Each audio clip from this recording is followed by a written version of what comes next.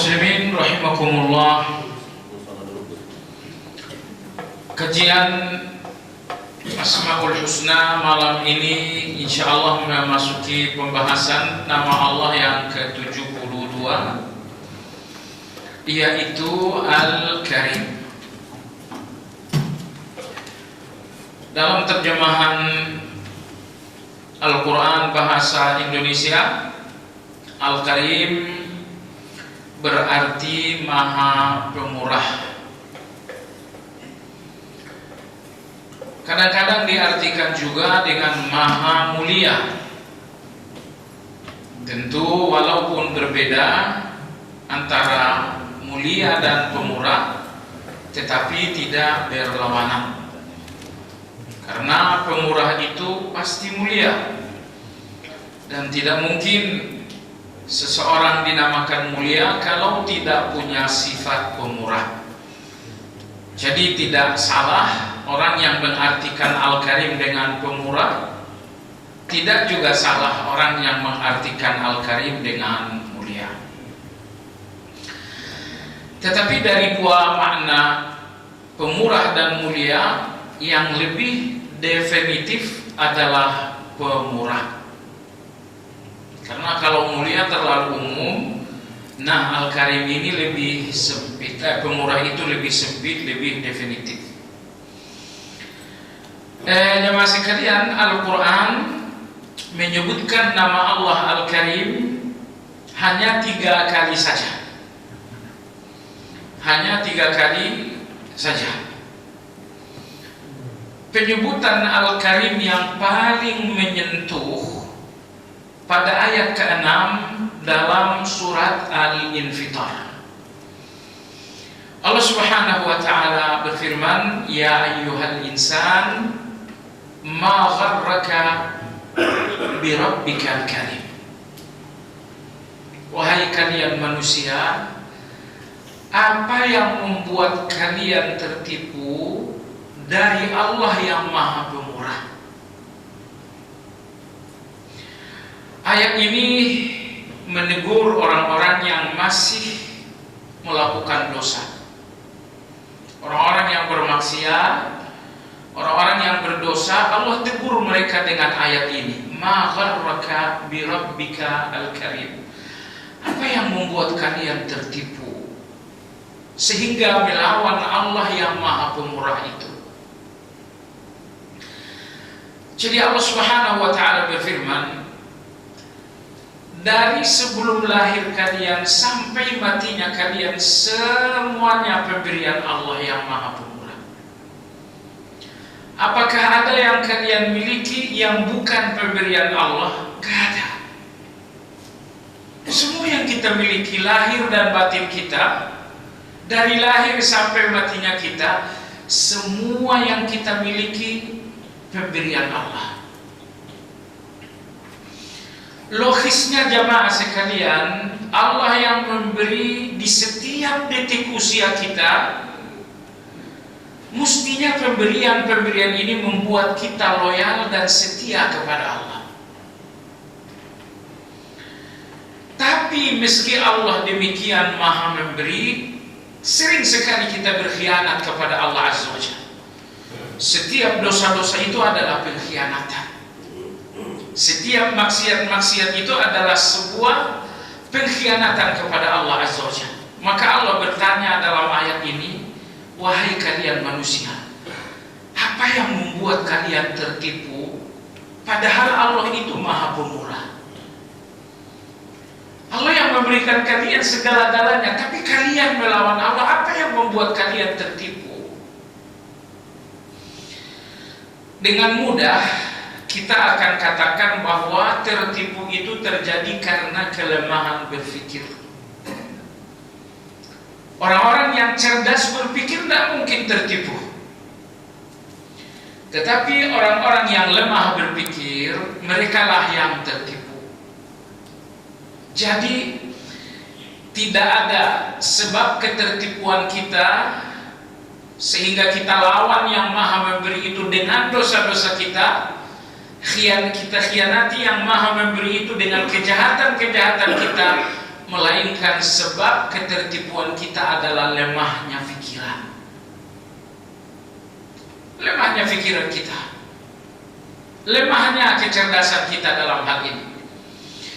Lantas apa yang melemahkan kecerdasan kita? Yang melemahkan kecerdasan bukan kebodohan berpikir, tapi hawa nafsu. Anda lihat orang-orang yang korupsi itu pendidikannya tinggi, jadi mereka tidak mungkin lemah berpikir secara akademis, tapi cerdas mereka jadi mandul, cerdas mereka menjadi lumpuh kalau sudah dikuasai hawa nafsu. Maka jemaah sekalian ini tolong difahami, secerdas-cerdasnya seseorang, kecerdasan itu akan lumpuh kalau dia telah dikuasai oleh hawa nafsu. Mestinya jemaah sekalian, hawa nafsu itu yang dikuasai dengan pikiran. Tapi justru tidak, hawa nafsu itu kita kuasai dengan kecerdasan. Tapi malah yang terjadi, kecerdasan itu dikuasai oleh hawa nafsu. Tidak habis pikir kita si fulan ini bukan cuma dokter, profesor pilihan hingga menempati posisi terhormat dalam negara. Tiba-tiba korupsi, tiba-tiba melakukan tindakan-tindakan gak benar. Di mana cerdas mereka? Saya katakan, kalau hawa nafsu seseorang terlalu besar, maka kecerdasannya akan lumpuh. Makanya Al-Quran ini mewanti-wanti, kendalikan hawa nafsu, kendalikan hawa nafsu, kendalikan hawa nafsu. Nah, kalau Anda bertanya, apa hal terkuat saya miliki untuk mengendalikan hawa nafsu? Jawabannya rasa takut kepada Allah.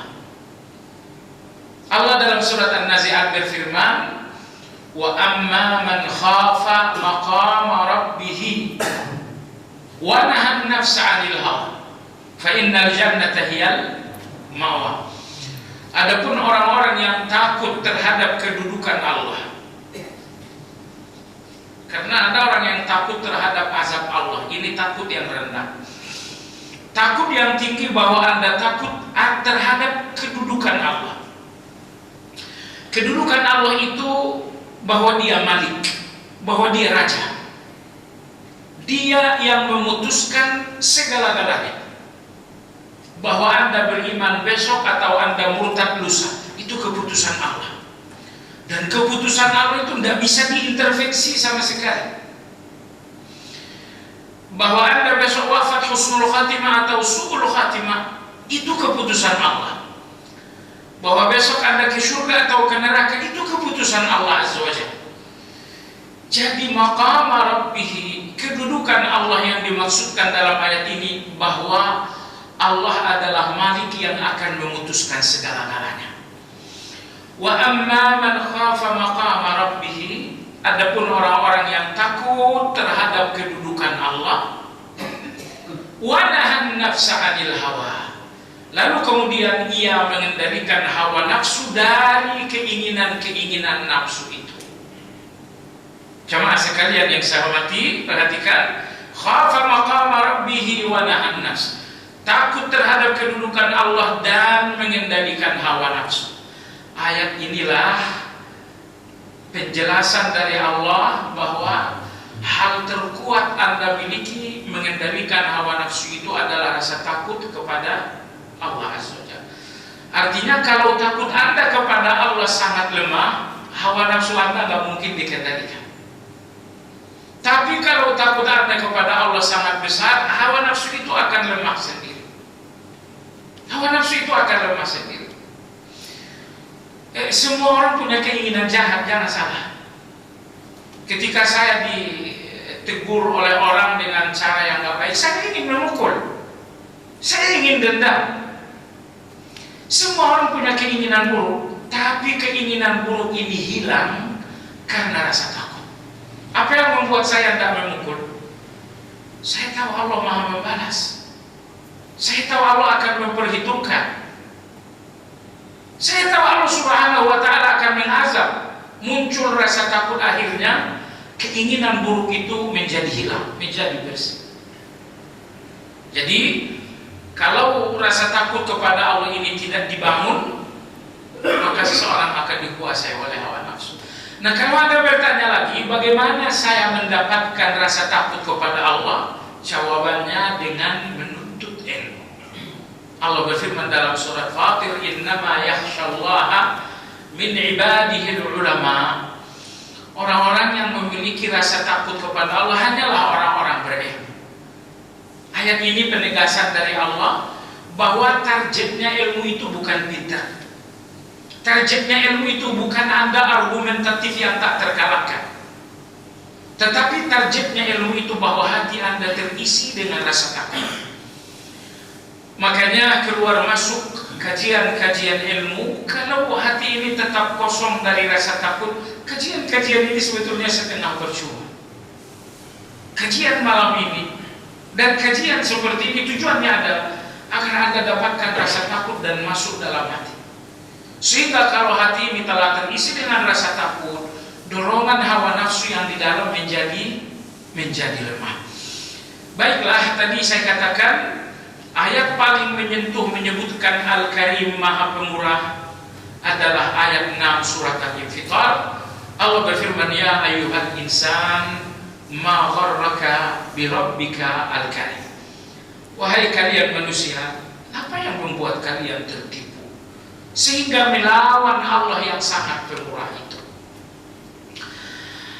Jamaah sekalian yang saya hormati, di antara ayat yang menyebutkan Al-Karim, ayat 40 dalam surat An-Naml. Ayat ini pun menyentuh juga. Allah berfirman, "Man syakara fa innama yashkuru li nafsihi wa man kafara fa inna rabbi ghaniyyun karim."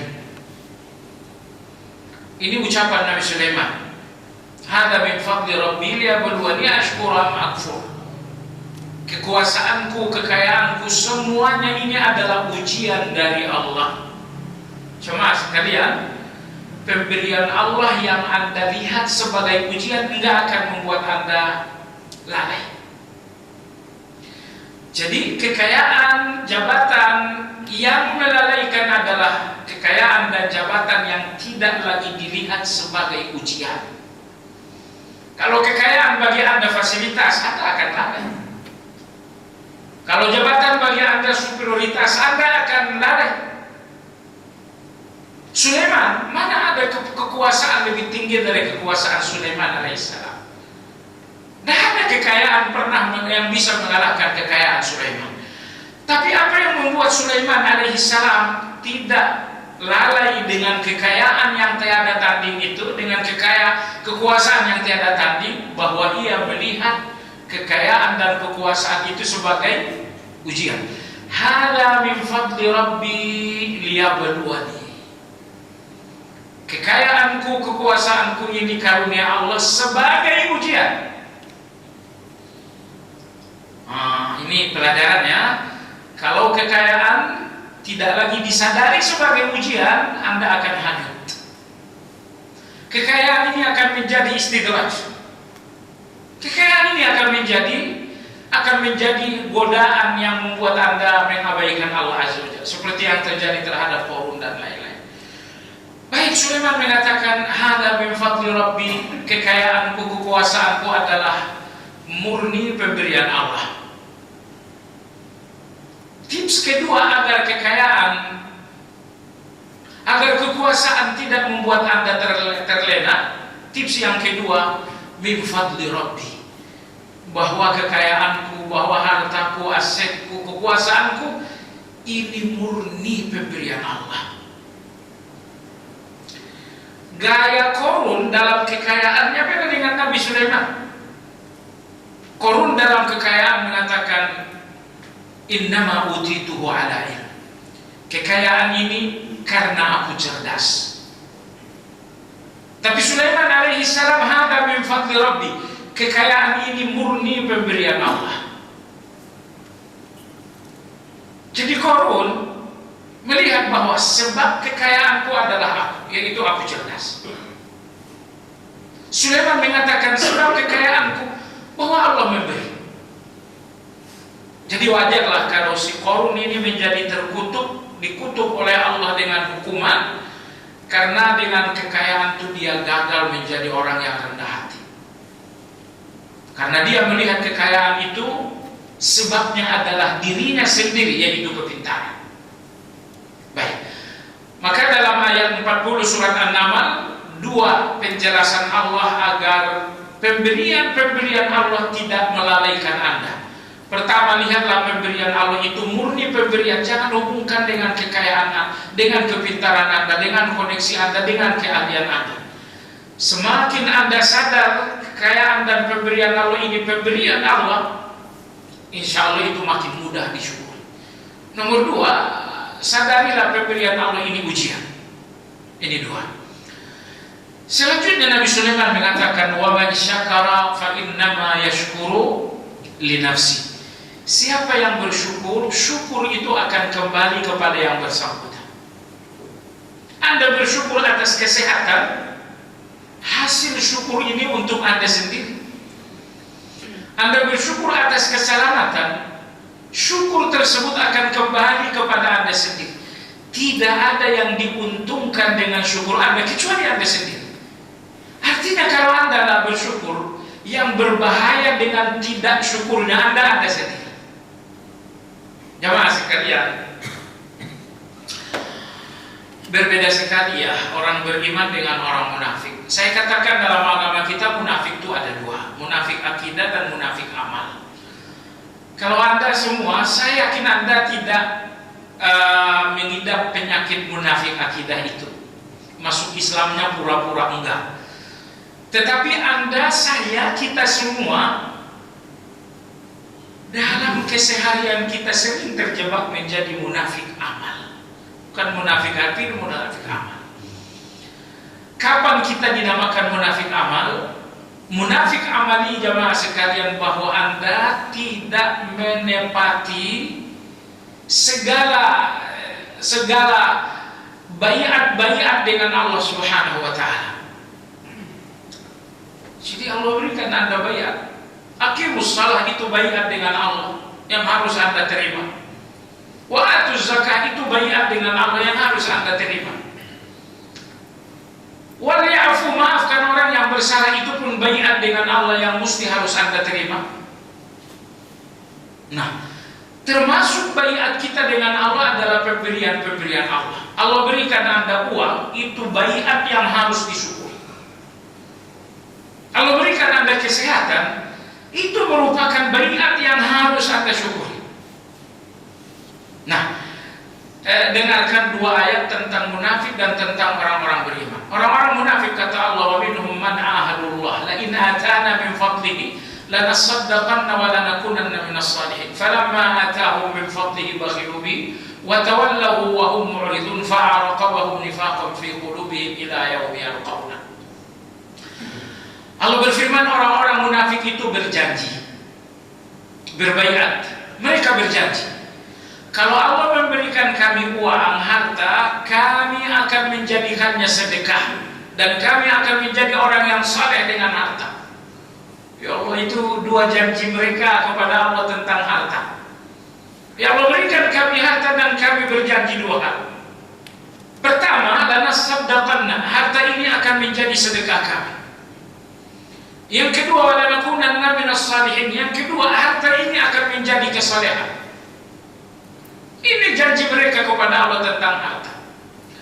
Falamma atahum min fadlihi, ketika Allah benar-benar memberikan mereka harta, bakhilu bihi, ternyata harta ini menjadi kikir mereka. Kemarin mereka tidak dikenal kikir, tapi begitu datang harta mereka pun dikenal dengan kikir. Perhatikan, harta yang mereka janjikan akan jadi sedekah dan kesalehan, ketika harta datang ternyata menjadi kebakhilan. Mereka tidak menunaikan baiat dengan Allah. Mereka tidak menunaikan janji dengan Allah Azza wa Jalla. Itulah munafik amal itu. Hasilnya apa? Kalau janji dengan Allah tidak ditepati, fa'aqabahum nifaqan fi qulubihim, maka Allah pun akan membuat kemunafikan dalam hati mereka. Jemaah sekalian, setiap janji dan baiat yang Anda tidak tepati dengan Allah, ini akan menjadi kemunafikan. Aqimus shalah itu baiat dan janji kepada Allah.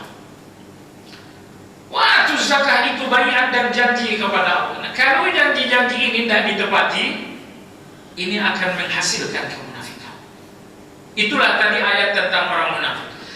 Adapun ayat tentang orang beriman dalam surat Al-Ahzab, Allah Subhanahu wa taala berfirman, Shadaqullaha ma wa'adu bih. Bahwa orang-orang mereka beriman ini adalah mereka yang jujur kepada Allah di setiap janji-janji mereka. Jujur kepada Allah di setiap janji-janji mereka. Salat ini adalah janji akad kita dengan Allah. Orang beriman itu jujur dengan akad. Zikir ini, puasa ini, zakat ini semuanya akad dengan Allah. Orang-orang yang beriman jujur di setiap akad-akad dan janji-janji dengan Allah Azza wa Jalla. Baik, kita kembali kepada ayat 40 surat An-Naml. Sulaiman alaihissalam berkata, wa man syakara fa innama yashkuru li nafsi. Siapa yang bersyukur, syukur itu akan menjadi keuntungan kepada yang bersangkutan. Tidak ada yang diuntungkan dengan syukur Anda kecuali Anda sendiri. Lalu kemudian Allah berfirman, wa man kafara fa inna rabbi ghaniyyun karim. Tapi siapa yang memilih kufur, Allah kasih nikmat, mereka tidak menjadikannya syukur, tapi menjadikannya kufur. Apa maksudnya? Allah kasih nikmat, tapi untuk menjadi dosa. Semua dosa yang menjadi kemudahan, semua nikmat yang menjadi kemudahan berdosa, kemudahan maksiat, tadinya pintu maksiat ini tertutup. Tiba-tiba Allah berikan uang, Allah berikan nikmat, lalu dengan uang dan nikmat pintu-pintu dosa ini pun menjadi lebih mudah. Allah berfirman, kalau nikmat-nikmat itu menjadi dosa kalian, artinya kalian kufur. Fa inna rabbi ghaniyyun karim. Maka sesungguhnya Rabbku Ghaniyun Karim. Allah Maha Kaya dan Allah Maha Pemurah. Perhatikan ayat ini, Allah gandengkan Ghani, Allah Maha Kaya, dengan Karim, Allah Maha Pemurah. Allah gandengkan kaya dengan pemurah karena kayanya Allah tak terpisah dengan pemurahnya Allah. Kekayaan Allah tidak terpisah dengan pemurahnya Allah Azza wa Jalla. Beda dengan Qarun. Kekayaan Qarun berpisah dengan kepemurahan. Tetapi Allah Azza wa Jalla, kekayaan Allah adalah kepemurahan Allah Subhanahu wa taala. Jadi ayat ini menunjukkan betapa Allah Maha baik. Allah mengatakan, walau kalian memilih jalan kufur, kata Allah, aku tetap Maha Pemurah. Pemurahnya Allah tidak langsung dihentikan oleh Allah karena kekufuran kalian. Lihatlah di udara sana, bola-balik orang-orang yang tidak mau mengakui Allah sebagai Tuhan itu terbang ke timur, ke barat, ke utara, ke selatan. Lihat betapa Allah pemurah. Penerbangan mereka diselamatkan oleh Allah, nyawa mereka dijaga oleh Allah Azza wa Jalla. Mereka kufur dengan nikmat Allah, tapi Allah berjanji, walaupun kalian kufur, aku tetap pemurah. Wa man kafara fa inna rabbi ghaniyyun karim. Siapapun kalian yang memilih kufur, sesungguhnya Allah Maha Kaya dan Allah Maha Pemurah. Subhanallahil-azim. Betapa Allah sangat baik. Baiklah, jadi ayat yang ketiga menyebutkan nama Allah Al-Karim. Allah Subhanahu Al-Mu'minun ayat 116, ayat terakhir. Di bagian akhir Allah berfirman, Fata'ala Allahul Malikul Haqq, La ilaha illa huwa Rabbul Arshil Karim. Fata'ala Allah, Maha tinggi Allah, Maha tinggi ya, Maha tinggi Allah dengan segala sifatnya. Rahmatnya Allah tinggi di atas segala kasih sayang. Kayanya Allah tinggi di atas segala kekayaan. Kuatnya Allah tinggi di atas segala kekuatan. Ilmunya Allah tinggi di atas segala ilmu. Fata'ala Allah, Maha tinggi Allah dengan segala sifat-sifatnya. Anda tinggi mungkin dengan satu sifat saja. Anda tinggi dengan kepintaran, tapi Anda rendah dalam hal kekayaan. Si fulan ini tinggi dalam hal jabatan, tetapi dia rendah dalam hal kepintaran. Yang tinggi dengan segala sifat hanya Allah. Fata'ala Allah, maha tinggi Allah. Maha tinggi semua sifat-sifat Allah. Siapa Allah itu? Al-Malikul Haq. Allah adalah penguasa sesungguhnya. Penguasa yang sesungguhnya. Saat ini presiden kita yang sesungguhnya Anda lihat. Tapi 10 tahun yang akan datang dia bukan presiden yang sesungguhnya lagi. 10 tahun yang lalu dia juga bukan presiden yang sesungguhnya. Dia presiden yang sesungguhnya di dalam waktu yang sedikit, selebihnya dia tidak sesungguhnya presiden. Adakah orang yang penguasa sesungguhnya? Allah penguasa sesungguhnya karena Allah berkuasa di setiap waktu. Huwal awwal wal akhir. Allah maha awal, Allah maha akhir. Tidak ada awal kekuasaan Allah dan tidak ada akhir kekuasaan Allah. Maka kekuasaan Allah itulah kekuasaan yang sesungguhnya. Siapa penguasa yang sesungguhnya ini? Rabbul Arsyil Karim. Dialah Rabbnya Arsy Al-Karim. Al-Karim artinya yang maha mulia atau yang maha pemurah. Dan ayat 116 surat Al-Mu'minun ini menggandengkan Rabbun dengan Karim. Rabbul Arsy Al-Karim. Rabbun artinya Allah maha mengatur, Al-Karim artinya Allah maha pemurah. Di setiap aturan-aturan Allah adalah pemurahnya Allah Subhanahu wa ta'ala. Tidak ada aturan Allah yang terpisah dari kepemurahan Allah. Jadi apapun aturan Allah itu dalam rangka Allah pemurah. Allah atur Anda salat karena di dalam salat itu ada kepemurahan Allah. Aturan Allah atur Anda berpuasa karena dalam puasa itu ada murahnya Allah Azza wa Jalla. Baik, jemaah sekalian, jadi itulah pengertian atau 3 ayat dalam Al-Quran yang menyebutkan nama Al-Karim. Sebelum kita bacakan tafsir penulis buku ini tentang Al-Karim, saya ingin sampaikan tafsir disebutkan oleh Imam Al-Qurtubi. Beliau adalah ahli tafsir dari mazhab Malik. Beliau mengatakan tidaklah Allah itu bergelar Al-Karim melainkan karena Allah memiliki 3 sifat sekaligus. Sekiranya satu sifat tidak ada pada Allah dari ketiga sifat ini, Allah tidak dinamakan Karim. Tapi gabungan 3 sifat ini, itulah hakikatnya Al-Karim itu.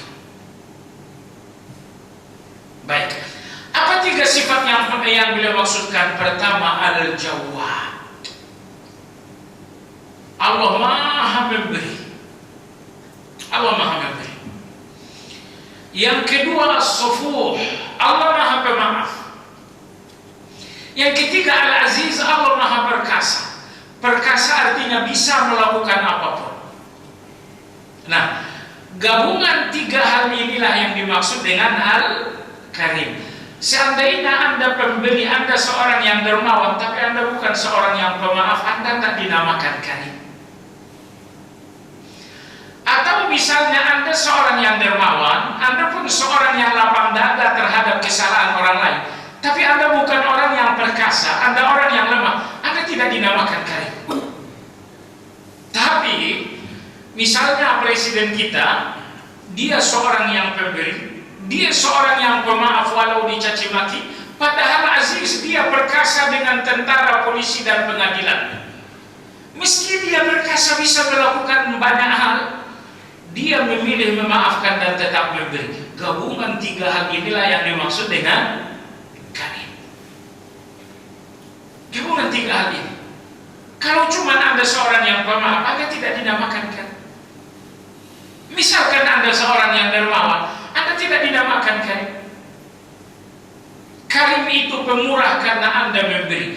Karim itu pemurah karena Anda memaafkan. Ingat, memberikan maaf lebih mahal daripada memberikan materi. Memberikan maaf lebih mahal daripada memberikan materi. Dan subhanallahil azim, Allah memberikan Anda maaf bukan satu maaf, tapi ada beberapa maaf Allah untuk Anda. Pertama, Allah itu afuun, memaafkan. Yang kemudian Allah itu ghafurun, maha memaafkan juga. Nomor 3, Allah Subhanahu wa ta'ala tawwabun, maha beri tawab, artinya memaafkan juga. Jadi Allah memaafkan Anda dengan beberapa maaf. Kalau Anda bertanya apa bedanya? Afuun, pemaaf, artinya tidak menghukum. Kalau Allah sudah ampuni Anda dengan afuun, berarti nggak ada ampunan lagi, nggak ada hukuman lagi. Karena maaf ampunan artinya maaf, tak ada hukuman. Ghafurun, maaf juga artinya, tapi arti ghafurun ini adalah menutupi. Artinya Anda berdosa lalu ditutupi oleh Allah Azza wa Jalla. Subhanallah, Allah kita itu baik banget. Umar bin Khattab radhiyallahu anhu mengatakan, tidak mungkin orang yang baru pertama kali berdosa lalu terbongkar. Semua dosa yang terbongkar itu karena udah berulang kali. Nah, kenapa Allah sangat maha baik begini? Pertama kali Anda berdosa, pasti dalam hati ini ada rasa menyesal. Pasti dalam hati ini Anda mencela diri sendiri.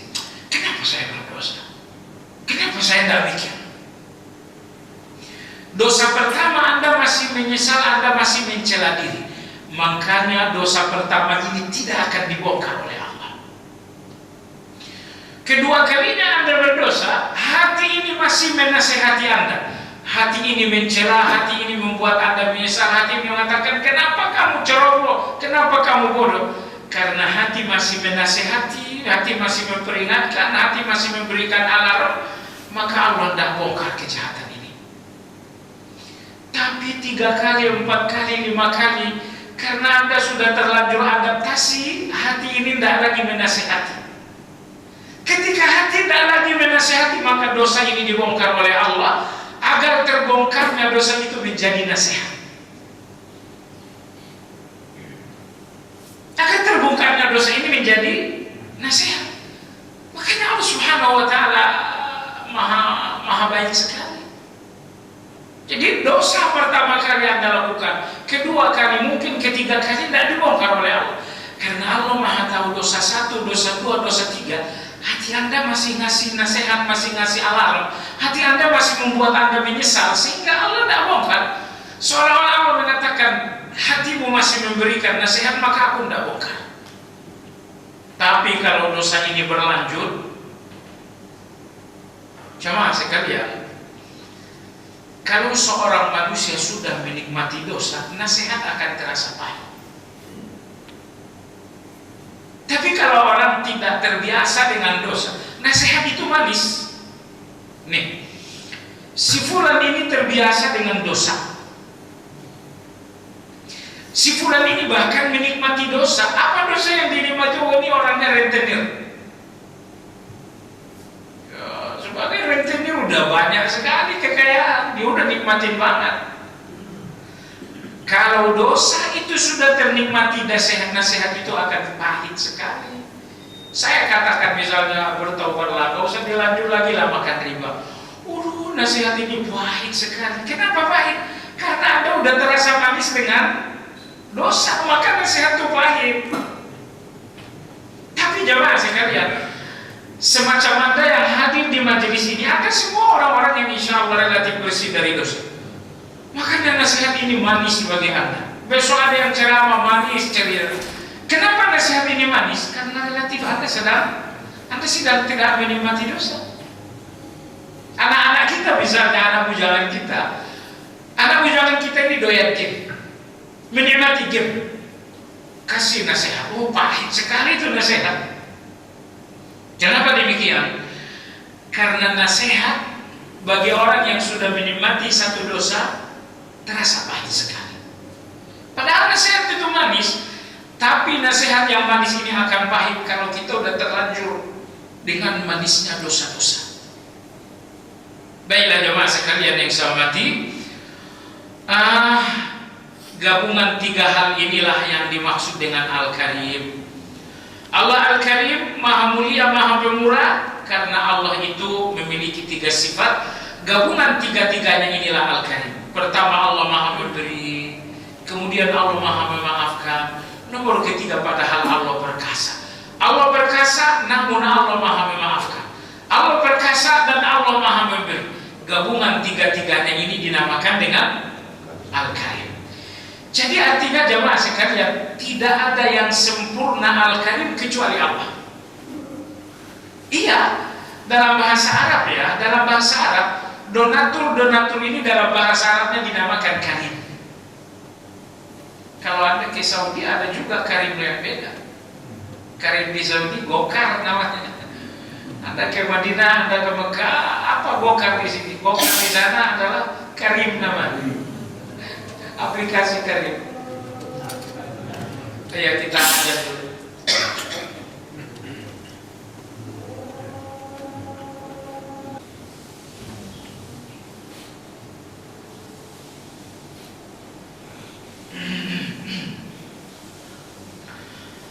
Ya, kita tambahkan lagi tafsir Al-Karim ini. Lagi-lagi belum dari catatan penulis. Tafsir yang pertama tadi dari Imam Al-Qurtubi. Tafsir yang kedua dari penulis kitab Al-Maqsadul Asna. Beliau mengatakan Allah itu Al-Karim dengan alasan A, B, dan C berikut. Yang pertama, Allah itu Al-Karim idza qadira afa wa idza wa'ada wafa. Alasan pertama Allah bergelar Karim, mulia dan pemurah, karena Allah idza qadira afa. Ketika Allah sangat mampu menghukum, tapi Allah tetap memilih memaafkan. Makanya Allah dinamakan pemurah. Makanya Allah dinamakan mulia. Dengan segala mampunya Allah menghukum, Allah tetap memilih untuk memaafkan. Nomor dua, kenapa Allah Karim, maha memberi dan maha mulia, maha pemurah, maha mulia. Wa idza wa'ada waffa. Karena tidak satu pun janji Allah melainkan akan ditepati. Tidak ada janji Allah yang tidak ditepati. Ini alasan kedua Allah dinamakan Al-Karim. Alasan ketiga Allah Al-Karim, wa idza a'ta zada ala muntaha raja. Allah Al-Karim alasan ketiga, ketika Allah memberi selalu lebih dari sekedar yang diinginkan. Jarang sekali Allah memberi di bawah keinginan. Allah Subhanahu wa ta'ala selalu memberi lebih dari ekspektasi, lebih dari harapan kita. Pertemuan lalu kita sudah bahas, Zakaria alaihissalam, beliau minta anak. Rabbi habli min ladunka dzurriyyatan thayyibah. Ya Allah, berikan aku anak yang baik. Dia hanya meminta anak yang baik. Lantas apa yang Allah berikan? Allah tidak cuma berikan anak yang baik, malah seorang nabi, malah seorang rasul. Itulah Al-Karim itu, bahwa dia selalu memberi lebih dari yang diminta.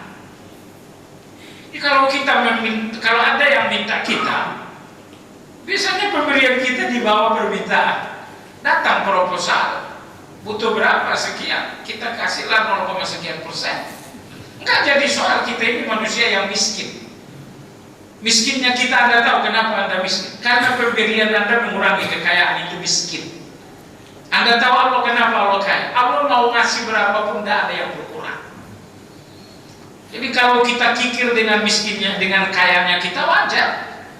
Karena kayanya kita kata yang lemah sekali.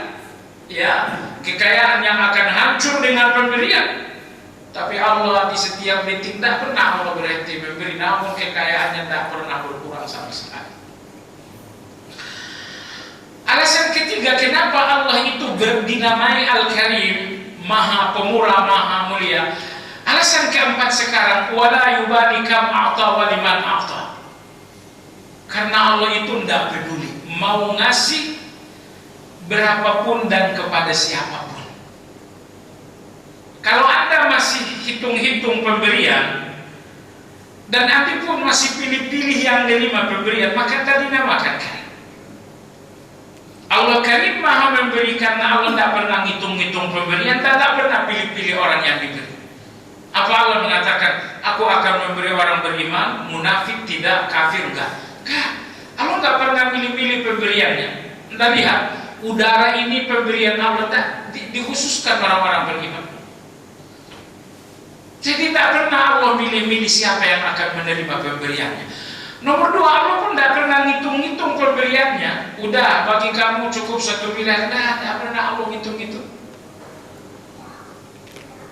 Allah memberi, tidak ngitung-ngitung. Cuman Allah ngasih sesuai dengan hikmahnya Allah. Kalau Allah kasih terlalu banyak, itu akan menghancurkan. Biarkan Allah kasih secukupnya saja, biar kita tidak hancur.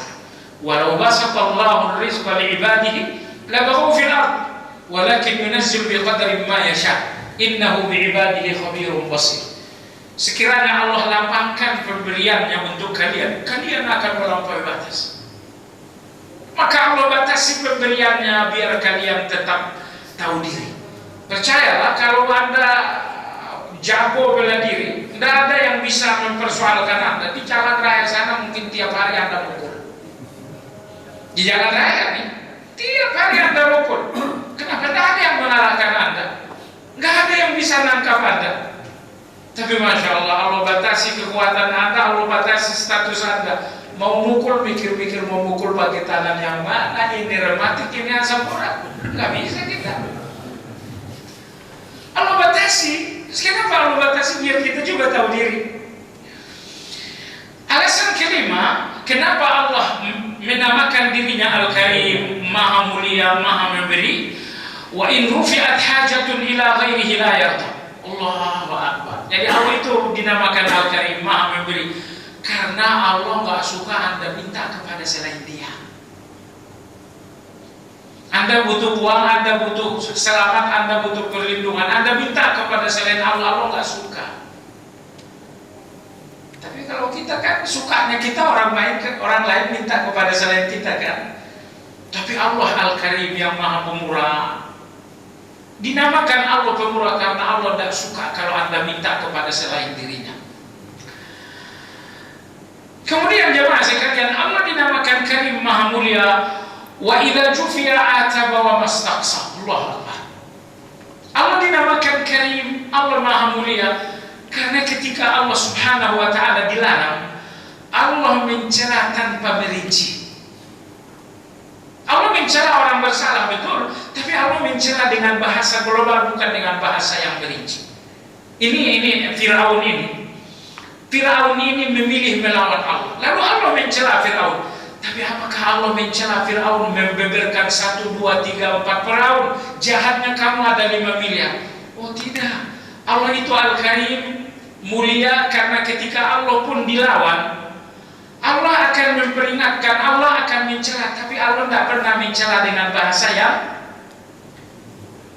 orang-orang mulia itu tidak mencela dengan bahasa yang rinci. Nabi Yusuf alaihissalam, berapa menit lagi? Ya. Nabi Yusuf alaihissalam, Anda tahu betapa ia di usia kecilnya ditangkap abang-abangnya, dibuang. Sebenarnya aspirasi pertama Nabi Yusuf ini dibunuh saja, uqtulu Yusuf. Tapi dari saudara-saudara ini ada yang masih sedikit rada kasihan. La taqtulu Yusuf walquhu fi ghayabatil jub. Tidak usah dibunuh, dibuang saja ke sumur. Baik, itulah jahatnya mereka kepada Yusuf, akhirnya dibuang ke sumur. Dari sumur itu penderitaan berubah, dia menjadi anak yang diperjualbelikan. Ternyata yang membelinya seorang penguasa, dan ternyata dari sini penderitaan kedua, dia pun masuk penjara, kurang lebih 7 tahun sekian masuk penjara.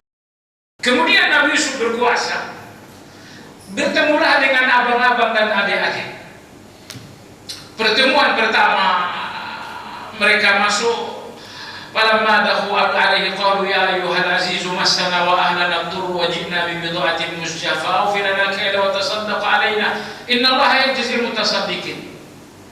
Ini seluruh kakak-kakak yang bertahun-tahun lalu melakukan percobaan pembunuhan. Mereka datang dan mengemis. Mereka mengatakan, wahai Tuhan penguasa, tolonglah berikan lebih banyak, uang kami hanya sedikit, kebutuhan kami banyak, minta tolonglah. Allahu Akbar. Ingat, semua orang yang pernah zalim kepada Anda dan Anda sabar, tunggulah tahun kedua, tahun keempat, orang ini akan datang rendah di depan Anda meminta, pokoknya merendah. Hari ini pun mereka merendah kepada Nabi Yusuf alaihissalam. Lalu Nabi Yusuf dan langsung memberi mereka. Nabi Yusuf bertanya, qala hal alimtum ma fa'altum bi Yusuf wa akhihi antum jahilun. Nabi Yusuf mengatakan, iya, soal permintaan kalian nomor 2. Nomor 1 pertanyaan, kalian ingat gak ngapain dulu dengan adik kalian Yusuf? Ingat gak? 40 tahun lalu. Kakak-kakaknya mengatakan, qalu a'innaka la anta Yusuf. Mereka mengatakan, kayaknya memang Tuhan ini adalah Yusuf kami yang dulu. Yusuf mengatakan, qala ana Yusuf wa hada akhi. Betul, saya adalah Yusuf yang dulu pernah akan kalian bunuh. Mereka mengatakan, qalu tallahi laqad atharaka Allah 'alaina wa inna kunna la khati'in. Qala la tathriba 'alaikum al-yawma yaghfirullahu lakum wa huwa arhamur rahim. Mereka mengatakan, ternyata Allah meninggikanmu dan merendahkan kami, engkau luar biasa Yusuf. Yusuf mengatakan, tapi saya berjanji tidak akan mencelakai kalian. Yang ini saya katakan apa? Yusuf mengatakan, kalian pindah ke sini, tapi pulang ke Palestina, jemputlah ayah dulu. Setelah mereka berkumpul di istana, Nabi Yusuf bertemu dengan Yakub. Pertanyaannya, apakah Yusuf pernah cerita kepada Yakub bahwa kakak-kakaknya pernah mencoba membuang dia? Misalnya Yakub pun tidak bertanya, Yusuf 40 tahun lalu kamu diapain? Dia tidak bertanya. Tapi Yusuf yang meradang, menderita bertahun-tahun, dia pun tidak cerita kepada ayahnya. Ayah tahu nggak dulu kemana pengalaman? Allahu Akbar. Maka saya katakan jemaah sekalian, seseorang yang karim, seseorang yang mulia, kalaupun mencela dengan bahasa global, tidak mengakses. Ya Allah, sebagian orang guru sejarah betul dalam soal kesalahan orang lain. Soal kesalahan orang lain dia guru sejarah itu. Kamu masih ingat tahu sekian begini-begini? Saya nggak ingat, nggak lupa ya. Hari sekian, tanggal sekian, bulan sekian, kamu begini-begini. Ya Allah, ini bukan orang mulia. Orang mulia itu mencela kesalahan tapi nggak pernah menggunakan bahasa yang rinci. Mencela secara global aja. Apa ada penderitaan dalam kezaliman lebih dari yang dialami Yusuf? Tidak ada jemaah sekalian. Tapi pernahkah Yusuf cerita kepada ayahnya, ayah 40 tahun lalu, mohon maaf kita berpisah karena begini. Tidak. Karena tidak ada lagi gunanya cerita itu. Semuanya sudah berakhir dalam keadaan baik. Jadi tidak ada lagi yang perlu diceritakan sehingga keadaan baik ini terganggu dan tercemar. Kita udah bersatu, kita udah bahagia. Apakah bahagia ini akan kita cemari dengan cerita itu? Maka dari sekarang kalau Anda memang orang mulia, orang al-karim, Anda orang yang karim, cela istri Anda tanpa merinci, cela anak Anda kalau salah tidak usah dirinci. Tidak usah gitu, kamu begini. Kamu mau tahu kesalahan kamu dulu? Kesalahan kamu tahun ini 23, saya 23. Anda bukan orang yang mulia. Orang yang mulia itu mencela kesalahan, gak mungkin gak mencela. Masa kesalahan dipujikan gak mungkin juga. Tapi cela kesalahan secara global. Kecuali kalau darurat. Baik jemaah sekalian, demikianlah ya. Insya Allah nanti akan ada pembahasan berikutnya. Kita mau 10 tahun juga bicara Al-Karim ini gak akan selesai. Kenapa? Karena Allah itu maha besar untuk dibicarakan orang sekecil kita. Mudah-mudahan sedikit bicara kita tentang Al-Karim membuat kita sedikit paham tentang Al-Karim itu. Subhanakallahumma bihamdika asyhadu an la ilaha illa anta astaghfiruka wa atubu ilaik. Alhamdulillahirabbil alamin. Assalamualaikum warahmatullahi wabarakatuh.